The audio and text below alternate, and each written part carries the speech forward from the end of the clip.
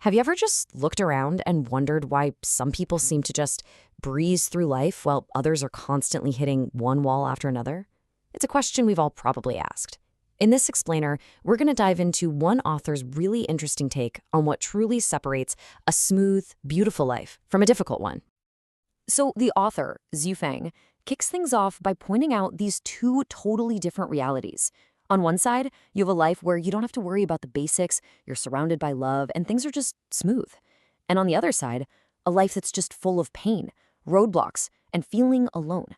This contrast is really the starting point for everything. So what's the deal with this huge difference? Is it just random? Fate? Are some people just destined for a good life and others for a tough one? Completely out of our hands? Well, according to this philosophy, the answer is a hard no. It is absolutely not fate. Zhu Feng makes the case that the quality of your life comes down to one thing: the path you choose to walk. It's all about choice, not chance. So what is this right path? Well, the author calls it Shangdi Jidao, which we translate as the way of the greatest creator.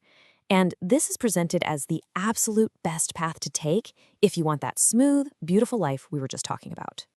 Okay, so how do you actually walk this path? It isn't some vague, mystical idea. This philosophy actually breaks it down into 4 core principles, or pillars, that you can follow.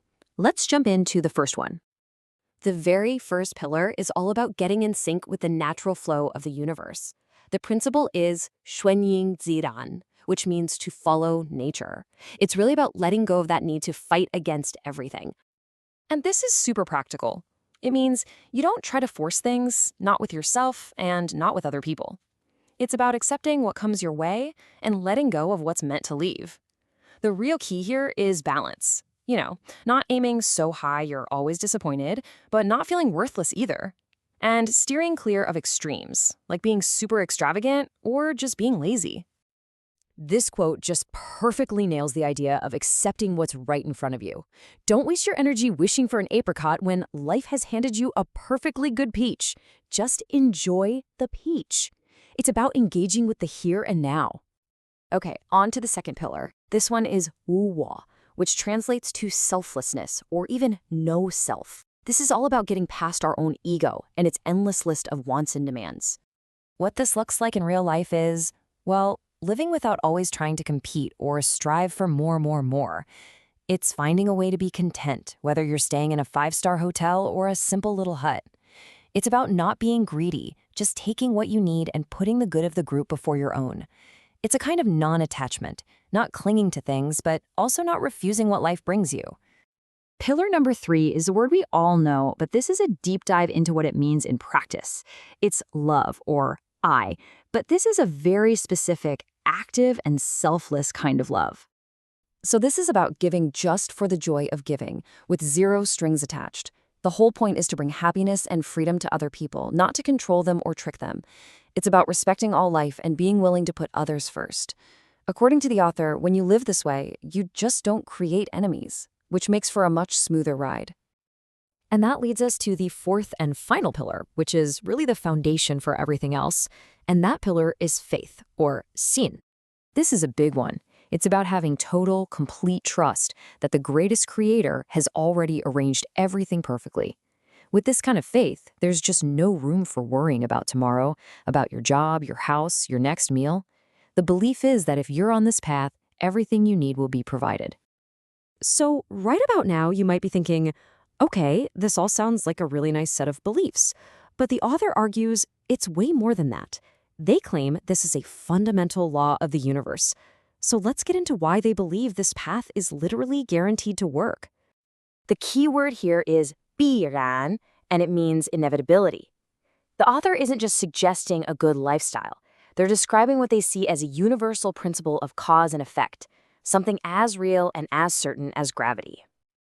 In fact, they call it an iron law. The outcome of walking this path isn't a maybe or a hopefully. It's presented as being just as predictable as a chemical reaction or a law of physics. It's a matter of inevitability.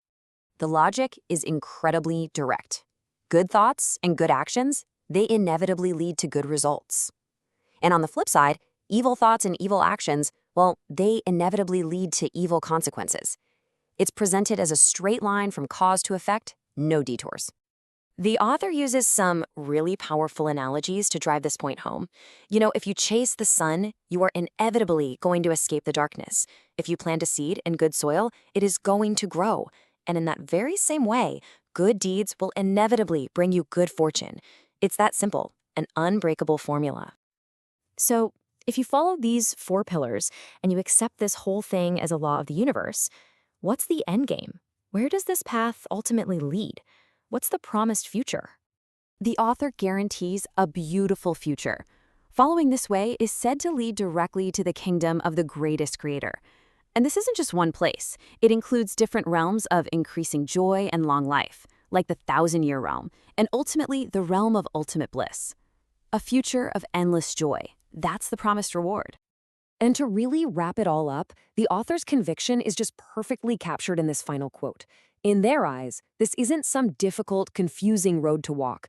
They believe it is the most direct, the most beneficial, and, get this, the easiest path to living a truly beautiful life. And that kind of leaves us with a final thought to chew on.